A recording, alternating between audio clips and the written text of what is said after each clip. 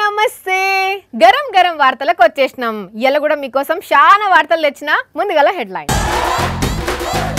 జగనన్నకు కొడుతున్నారు జేజేలు, దేవుడు అంటున్నారు అవ్వా తాతలు,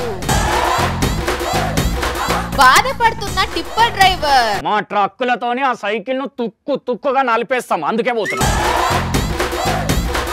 గ్లాసులతో కొట్టిండు చీర్, పిల్లలతో కేటీఆర్ తాగిండు జ్యూస్.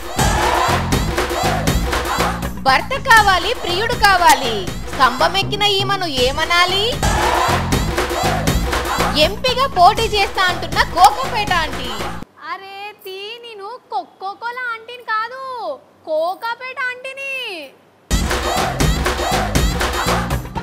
ఒక తమ్ముడు అన్న కోసం, ఒక తల్లి బిడ్డ కోసం, ఒక అవ్వ మన్మని కోసం ఎండలను సైతం లెక్క చేయకుండా ఎదురు చూస్తున్నారు. ఇప్పుడు నేను చెప్పే ఆ తమ్ముడు, ఆ బిడ్డ, ఆ మన్మడు, ఆ ముగ్గురు సీఎం జగనన్నే. ఎస్, జగనన్న బస్సు యాత్రలో వస్తుండని తెలిసి అన్నను గలవాలి అని ఒక్కొక్కరు ఆరాటపడుతున్నారు కదా. అంటే మాటలు లేవు అంతే.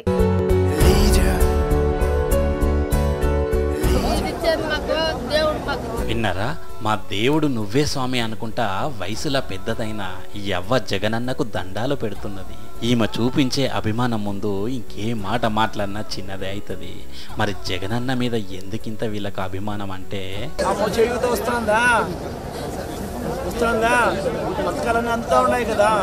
ఇట్లా అందరి సమస్యలు వింటాడు, అందరికీ సంక్షేమ పథకాలు అందిస్తాడు కాబట్టే జగనన్న అంటే ప్రతి ఒక్కరు ఇష్టపడుతుంటారు. వేరుశనక్కాయలు చేతిలో పట్టుకొని జగనన్న కోసం ఎదిరి చూస్తుంటే ఈ అవ్వను చూసిన జగనన్న ఇట్లా బస్సు దిగొచ్చి మరీ కలిసి మాట్లాడిండు. అట్లనే ఇంకో ఈ అక్కలందరినీ కూడా పలకరించిండు. వీళ్ళందరి నమ్మకం ఇప్పుడు జగనన్న. ఎందుకంటే జగనన్న మాట ఇస్తే తప్పే మనిషి కాదు కాబట్టి, మాట ఇస్తే తప్పేదే లేదు, అందరి సమస్యలు వింటాడు, అందరికీ సంక్షేమ పథకాలు అందిస్తాడు కాబట్టి.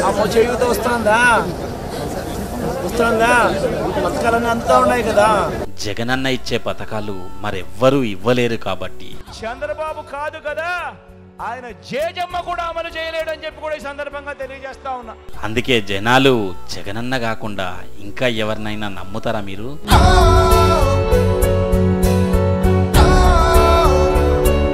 ఇక్కడే అర్థమైపోతున్నది జగనన్న ప్రపంచనం ఎట్లున్నది అనేది. లీడర్లు ఏదైనా మాట్లాడే ముందు కొంచెం ముందు వెనక ఆలోచించి మాట్లాడాలి. ఎదురుగా ఉన్న జనాన్ని చూసి రెచ్చిపోయి నోటికొచ్చినట్టు మాట్లాడితే కథ అడ్డం తిరుగుతుంది. ఏపీలో చంద్రబాబు కూడా ఏదో ఒక సొల్లు మాటలు మాట్లాడి జనాలతో తిట్లు తింటున్నాడు. ఒక దిక్కు అవ్వాతాతలు చంద్రబాబు మీద దుమ్మెత్తి పోస్తున్నారు, ఇంకో దిక్కు ట్రక్కు డ్రైవర్లు కూడా గేరురాడు పట్టుకొని రెడీగా ఉన్నారు. అగో అక్కడ ఒక డ్రైవర్ అన్న ఉన్నాడు, అన్నతో మాట్లాడదాం. ఓ అన్నా, ఏ సంగతే, బాగున్నావా? ఏం బాగో ఏమప్పో, డ్రైవర్లు అంటే మరీ చులకనైపోయింది కొందరికి. అయ్యో ఎందుకన్నా, ఏమైంది? అది కాదబ్బా, మేమేమన్నా దొంగతనం చేసినామా, ఎవరినన్నా ముంచినామా, బ్యాంకుల లోన్లు తీసుకొని ఎగ్గొట్టినామా? మా బతికేదో మేము బతుకుతున్నాం కదా, అంతా తీసిపోయినామా మేము? ఏం జరిగిందన్నా? ఆ చంద్రబాబు ఏమన్నాడో చూసినావు కదా, ట్రక్కు డ్రైవర్లు ఏలు ముద్రగాలట, కాళ్ళ దగ్గర పడుంటామట. ఎందుకు అంత చులకన ట్రక్కు డ్రైవర్లు అంట ఆయనకు? అవునన్నా, ఘోరం. చక్రాలు దింపినా బొంగరాలు దింపినా అని చెప్పుకున్న ఇంద్రబాబు ఇట్లా ట్రక్కు డ్రైవర్లను అవమానపరచుడైతే చాలా తప్పు. ఒక్క మాట చెప్పబ్బా, ఈ ఎండలకు ఇంట్లో ఫ్యాన్ కింద కూర్చున్న వాళ్ళకే చెమటలుగా ఆరుతున్నాయి, అవునా కాదా? అవును, అస్సలు వశమైతే లేదు, చెమటలుగా ఆరిపోతున్నాయి కదా. మరి మేము ఎర్రటి ఎండల ఇంజన్ పక్కకే కూర్చొని మా ట్రక్కు లోడింగ్ చేసుకొని ఎక్కడ కావాలంటే అక్కడ అన్లోడ్ చేసి దాని మీద వచ్చే పైసలతో పిల్లలను పోషించుకుంటున్నాం. ఏం ఎవరికి దొరకనట్టు మా మీద వాడు ఏడుస్తాడని ఈ చంద్రబాబు నాకు అర్థం కాదు. అసలు ఆయన ఏడుపు ఏందంటే జగనన్న ఒక ట్రక్కు డ్రైవర్ కు ఎమ్మెల్యే టికెట్ ఇచ్చిండు, ట్రక్కు డ్రైవర్ కు ఎలా ఇస్తాడని ఇంద్రబాబుకు కడుపుమంట. అసలు నాకు అర్థం కాని విషయం ఏంటంటే, ఒక మామూలు ట్రక్కు డ్రైవర్ కు ఎమ్మెల్యే టికెట్ ఇచ్చిండ్రంటే అంతకంటే గొప్ప ఇంకేమన్నా ఉంటుందా? ఏమి చంద్రబాబు అయితే తీయగలుగుతాడు అట్లా? ఇచ్చిండు తిషేగోడి, 100 కోట్లు ఇచ్చిన వాళ్ళకే టికెట్ ఇస్తున్నాడు అని వాళ్ళ పార్టీకి చెందిన మాజీ మంత్రి చెప్పిండట. పైసలు ఇయ్యనందుకు ఆయనకు టికెట్ కూడా ఇయ్యలే. క్యాష్ కొట్టు టికెట్ పట్టు అని ఆఫర్ నడుస్తుందట వాళ్ళ పార్టీలా. సరేనబ్బా, వాళ్ళ దరిద్రం, వాళ్ళ పార్టీల టికెట్లు అమ్ముకుంటే అమ్ముకొని ఈ పార్టీలో ఒక్క రూపాయి కూడా తీసుకోకుండా టికెట్ ఇస్తే ఎందుకంత కుళ్ళాయనకు అంట. ఆయన అంతే, తాను చెయ్యడు, వేరే వాళ్ళు చేస్తే ఏడుస్తాడు. ఒక్క విషయం అడుగుతబ్బా, మాకు చదువు రాదా? నేను ఏలు ముద్రగాలమా? నీకు ఒక విషయం చెప్పన్నా అన్న, ఆ ఇంద్రబాబు ఎవరినైతే ఏలి ముద్ర అన్నాడో ఆ రామాంజనేయులు ఇంద్రబాబు కంటే ఎక్కువనే చదువుకున్నాడు. ఎంఏ ఎకనామిక్స్ చేసి బిఈడి కూడా చేసిండు. మరి అంత చదివిన రామాంజనేయుల్ని పట్టుకొని చదువు రాదు ఏలి ముద్రగాడని ఎట్లా అంటాడబ్బా చంద్రబాబు? తనకంటే ఎక్కువ చదువుకున్నాడని ఇంద్రబాబుకు కోపం. మేము కూడా అంతో ఇంతో చదువుకున్నాం, కష్టపడుతున్నాం, పని చేసుకుంటున్నాం. అదే మరి మీరు అట్లనే కష్టపడుకుంటూ ఉండాలి, అసెంబ్లీలో ఎట్లా కూర్చుంటారు అని ఆయన బాధ. అందుకే మేమంతా ట్రక్కులు తీసుకొని పోతున్నాం. ఇవాళ అటో ఇటో తేలిపోవాలి. ఏడికి పోతున్నారు? మా ట్రక్కులతోని ఆ సైకిల్ ను తుక్కుగా నలిపేస్తాం, అందుకే పోతున్నాం. ఏహే గా సైకిల్ ఎప్పుడో తుక్కు అయిపోయింది. మీరేమన్నా చేయాలనుకుంటే ఓట్లతోని షిత్తు చేయండి, సమజైందా? చూసిన రానుల్లా ఒక్క మాటతోని కొన్ని వేల మంది మనసు బాధ పెట్టిండు ఆ ఇంద్రబాబు. ఆయన ఇక మారడు. నిన్న మైబాద్ జిల్లాలో 2 రైతన్నలు బావి తవ్వుకుంటా దాంట్లోకి దిగుతే గాసర మంచిగా లేక పాపం పిల్లలన్నీ ఊలి సావు అంచుల దాకా పోయి వచ్చిర్రు. మళ్ళా ప్రాణాలతోని బయటపడ్డారు. వార్త చూసినాం కదా. అవు ఈ ముచ్చట ఇప్పుడు కండ్లలో మెదులుతుంటేనే కర్ణాటక రాష్ట్రంలో సేమ్ ఇసోంటి కథనే జరిగింది. కానీ ఇక్కడ పడ్డది పెద్దోళ్ళు కాదు.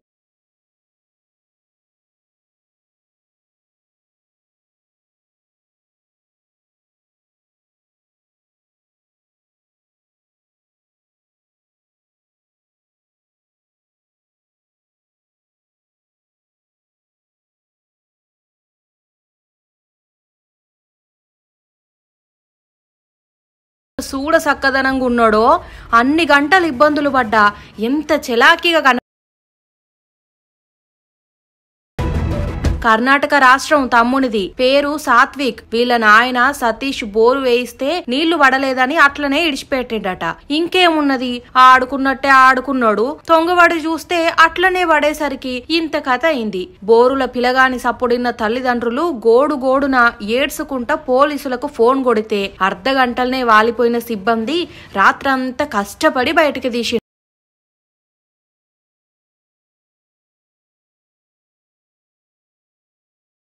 జరుగుతున్నంతసేపు తమ్ముడు ఎట్లున్నాడు, కదలికలున్నాయా అని కెమెరాలతోని చూసుకుంటా ఆక్సిజన్ పంపి బోరుకు సమాంతరంగా దవ్వి ఇట్లా బయటకు తెచ్చి దవాఖానకు తీసుకుపోయి ట్రీట్మెంట్ చేస్తుండ్రు. కానీ ఎన్నంటేంది, తమ్మునికి భూమి మీద ఆయుష్ ఉన్నది కాబట్టి బయటపడ్డాడు. కానీ ఓ అన్నలు పాత బోర్లు ఏవన్నుంటే ఊడిపోయిండ్రి, లేకుంటే ఇసోంటి ఘటనలే జరుగుతాయి. తమ్ముడు సాత్విక్ ఇక ఇప్పటి సంది గమ్మునుండు, దేంట్లో పడితే దాంట్లో తొంగవాడి చూడకు, అవ్వయ్యలను ఇబ్బంది పెట్టకు, సరేనా?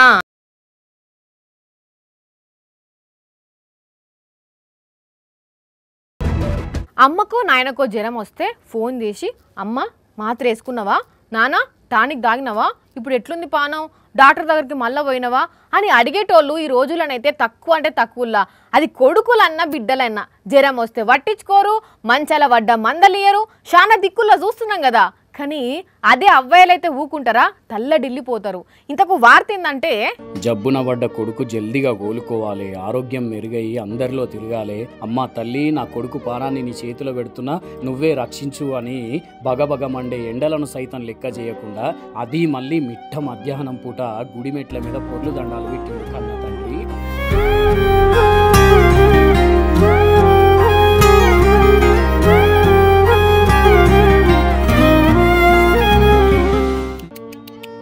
చూసినరానుల్లా ఈ ఈడులో కూడా కొడుకు ఆరోగ్యం కోసం ఎంత తనలాడుతున్నాడో తండ్రి. దవాఖానలలో తిరిగి చేయాల్సిన ప్రయత్నం చేసినా ఇక ఆఖరిగా నీ మీదనే భారం వేస్తున్న తల్లి అని మెట్ల మీదకెంచి పొర్లు దండాలు పెట్టుకుంటా అమ్మవారి దగ్గరికి పోయి పూజలు చేసిండు. కర్ణాటక రాష్ట్రం అటు పెద్ద అయినది. చాలా రోజుల కింద కొడుకు ఆరోగ్యం ఖరాబ్ అయి మంచాన పడితే ఆ కొడుకు కోలుకొని కండ్ల ముంగట తిరిగేటట్టు చేయమని వేడుకున్నాడు. కానీ కొడుకులు బిడ్డల మీద తల్లిదండ్రుల ప్రేమే వేరుకోండి. మనకు నొప్పి లేస్తే వాళ్ళు బాధపడతారు, ఆరోగ్యం క్షీణిస్తే అంతకంటే ఎక్కువ అల్లాడిపోతారు. ఇది కదా నాన్న ప్రేమ అంటే. ఎవరో కోకాపేట ఆంటీనట ఈ రాబోయే ఎలక్షన్లో పోటీ చేస్తుందట. ఇంతకు ఆమె ఎవరో, ఏ నుంచి పోటీ చేస్తుందో, ఎట్లా గెలుస్తుందంటో చూద్దాం. ఇంతకీ కోకాపేట ఆంటీ ఎక్కడా?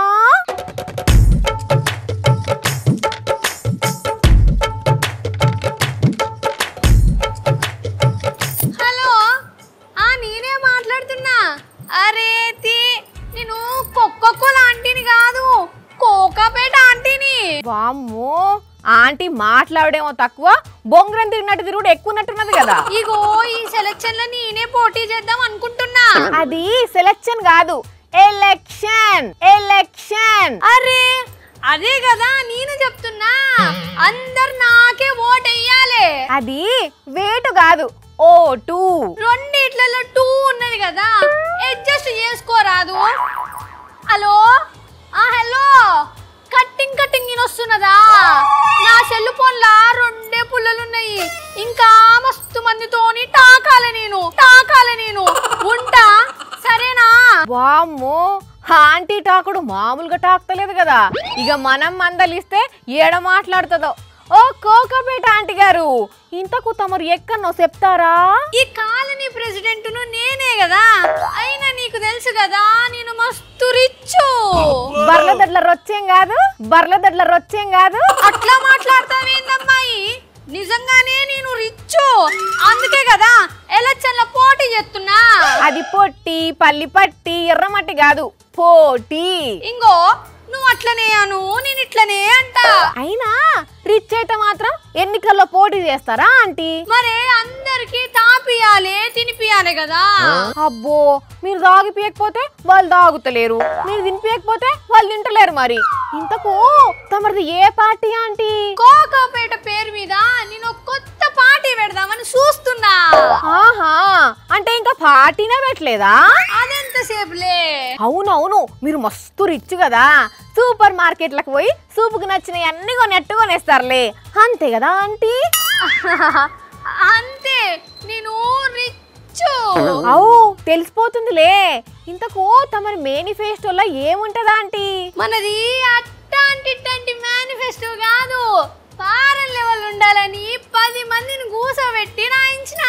ఇంతకు ఏందో అది? అందరిలాగా అన్ని పథకాలు నేను పెట్టను, నేను ఒకటే పెడతా, అదే ఉచిత మందు పథకం.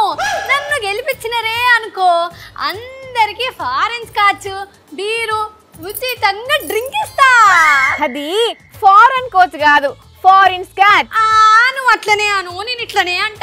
అయినా ఎవ్వలన్నా ఉచిత మందు పథకం పెడతారా ఎక్కడన్నా? నేను రిచ్, అట్లనే పెడతా. ఆహా, మందు తక్కువ ధరకి ఇప్పిస్తా, మందు ఫ్రీగా తాపిస్తా అంటే ఓట్లేస్తారా? ఓ ఎందుకేయరు? మందు బాబులందరూ నాకే చేస్తారు. నిజంగా అట్లా మందు తాగితే ఆరోగ్యం చెడిపోదా? చెడిపోతే చెడిపోని, నాకేంది, నేను గెలవాలంతే. ఏందా ఆంటీ అట్లా మాట్లాడతారు? ఇప్పటి వరకు ఉచిత మందు పథకం అని ఎక్కడన్నా ఎవ్వలన్నా పెట్టినరా? ఎందుకు చెప్పలేదు? మహారాష్ట్ర చంద్రపూర్లా అఖిల భారత మానవతా పార్టీ తరపున పోటీ చేస్తున్న వినతా రౌత్ అని అక్కాయ్, ఆమె ఎంపీగా గెలిస్తే అందరికి ఫారెన్ విస్కీ బీర్లు ఫ్రీ ఉచిత పథకం ఇస్తా అని చెప్పింది. ఆ అక్క ఎవరో గానీ 2 చేతులెత్తి మొక్కాలి, లేకపోతే మరి మందు ఫ్రీగట ఇచ్చట ఓట్లేయాలట. ఇక ఏం పనులు చేయకపోయినా ఏం కాదు కాబట్టి. అయినా ఈ మధ్య ఇలాంటి వాళ్ళు బాగా మంది తయారైపోతున్నారు. మందు తక్కువ ధరకి ఇస్తాం, ఫ్రీగా పోస్తామని ఓట్లు అడిగేటోళ్ళు. అయినా జనాలకు తాగుడు కావాలా, మంచి పాలన కావాలనా? ఇగో అమ్మాయి, నువ్వేమన్నాను, నేనెట్టయినా రన్నర్ అయితా. అది రన్నర్ కాదు, విన్నర్. ఇప్పుడు ఏం చెయ్యాలి మరి? కోకాపేటకెళ్ళి కోళ్ళ ఫామ్ పెట్టుకోపో. కేటీఆర్ సారేనుల్లా ప్రభుత్వంలో ఉన్నప్పటికంటే ప్రతిపక్షంలో ఉన్నప్పుడే ఎక్కువ టూర్లు పెట్టుకుంటున్నాడు, ఎక్కువ జనాలల్లో తిరుగుతున్నాడు. ఇప్పుడు ఒక జిల్లాలో ఉంటే ఇంకో 2 గంటల తర్వాత వేరే జిల్లాలో ప్రత్యక్షమవుతున్నాడు. ఫుల్ బిజీగా తిరిగి జనాలల్లో కలిసిపోతున్నాడు. ఇంతకు ఇప్పుడు ఏం ఇంట్రెస్టింగ్ పని చేసిండు అంటారా? చిన్న పిల్లలతోని కలిసి ముచ్చట్లు పెట్టుకుంటా జ్యూస్ సెంటర్ల జ్యూస్ దాగి అందరిలా జోష్ నింపిండుల్లా మన రామన్న సిరిసిల్ల నియోజకవర్గంలో టూర్కు పోయిన సారు బడి పిల్లలు కనబడేసరికి వాళ్ళతోని ముచ్చట్లు పెట్టి పరీక్షలు ఎంతవరకు వచ్చినాయి, ఎట్లా రాస్తున్నారు, ఇంకేంది సంగతులు అనుకుంటా జ్యూస్ సెంటర్లకు తీసుకుపోయి ఊసబెట్టి బడి ముచ్చట్లు అడుక్కుంటా వాళ్ళను ఆనంద పెట్టిండు, అన్న ఆనందపడ్డాడు.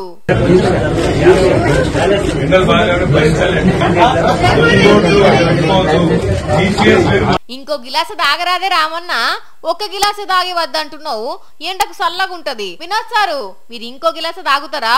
అయ్యో రావులా, మీరేందుల్లా జ్యూస్ బండన్న అంత పైరంతో ఇస్తుంటే తాగేదానికి గాని రామన్న భలేగా కలిసిపోతాడు పోన్రి జనాలతోని. ఇక చిన్న పిల్లలతోనైతే ఇంకింత మంచిగా కలిసిపోతాడు. మొన్న చాయ్ కొట్టు దగ్గర ఇంతే హడావిడి చేసిండు, ఇప్పుడు జ్యూస్ బండి దగ్గర అంతే హడావిడి చేసిండు. చివరగా జ్యూస్ తాగుడు అయిపోయినాక ఎండలు ఎక్కువ ఉన్న ఇంట్లోకెళ్ళి బయటకు వెళ్ళకుండాని జాగ్రత్తలు చెప్పిండు. రామన్న రామన్న ఏది చేసినా సింప్లిసిటీ పోన్రి, అట్లుంటది మరి రామన్న అంటే. తెలంగాణలో బెస్ట్ పోలీసులుగా ఈ ఏడాది అవార్డు ఇయ్యదలుచుకుంటే అది ఖమ్మంలా ఈ పోలీసులకే ఇయ్యచ్చులా. అవు అంత మంచి పని చేసిర్రు మరి వాళ్ళు.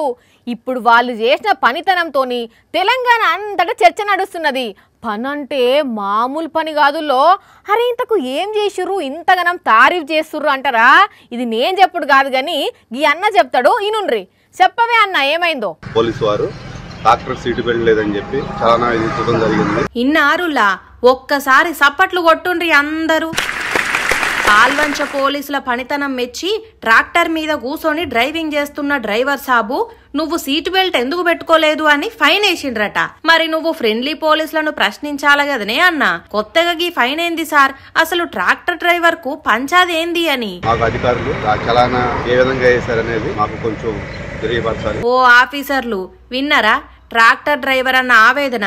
మరి పోలీసులకు ఏ పెద్ద ఆఫీసర్ ఆర్డర్ వేసిండో మరి పోయి పోలీసులు ఈ పంచాయతీని ఎందుకు ముంగటేసుకున్నారో తెలియదు గాని పోలీసులు వేసిన ఫైన్ చలాన్, ఈ అన్న చెప్పిన ముచ్చట్లు సోషల్ మీడియాలో ఎర్రగా తిరుగుతున్నాయి. అయినా కారుకు సీట్ బెల్ట్ పెట్టుకోకుంటే ఫైన్ వేసిన పోలీసులను చూసినాం గాని ట్రాక్టర్ కు సీట్ బెల్ట్ ఉంటదని మరి దాన్ని పెట్టుకోకుంటే ఫైన్ వేయాలని ఎవరు చెప్పిండ్రో, ఎందుకు చేసిండ్రో గాని అప్పుడప్పుడు పోలీసులు భలే గమ్మత్తు చేస్తారు పోన్రి. ఏ ఇంట్లో ఎవరున్నారు, ఏ ఇంటికి తాళమేసున్నది, ఏ ఇంట్లో ఏమున్నది అనేది ముందే రక్కీ చేస్తారు దొంగలు.